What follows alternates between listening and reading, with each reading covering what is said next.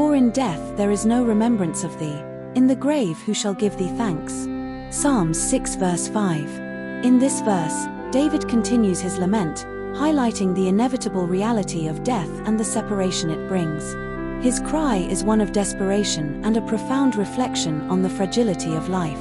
It is not merely a philosophical question but a deeply emotional plea that underscores David's sense of urgency in seeking God's intervention. As he contemplates the brevity of life, David is aware that in death, there will be no opportunity for remembrance, praise, or thanksgiving to God. This stark recognition of mortality serves to amplify his plea for deliverance. For in death there is no remembrance of thee.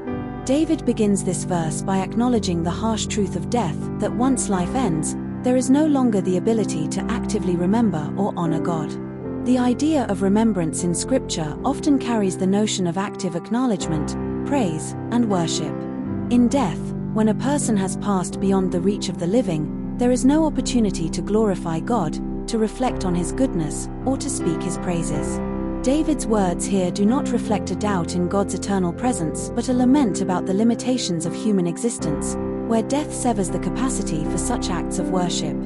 This can be understood as David's deep awareness of his own mortality and the fleeting nature of life, pushing him to call out to God in his moment of distress before time runs out. In the grave who shall give thee thanks? Following his reflection on the silence of death, David questions who will offer praise and thanksgiving in the grave. The grave here is symbolic of death's finality, a place where the living can no longer serve or worship God. David, deeply aware of the finality of death, recognizes that those who have passed are no longer in a position to give thanks to God.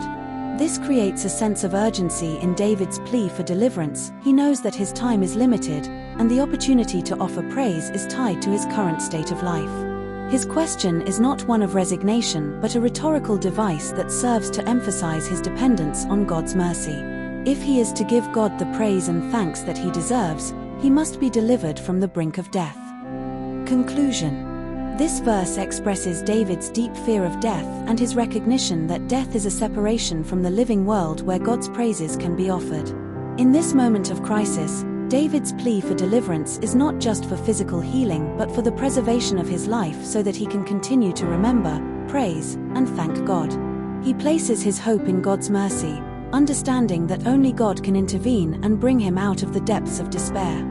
The verse serves as a reminder to us all of the fleeting nature of life and the urgency of seeking God's mercy while we are still able to glorify Him with our lives.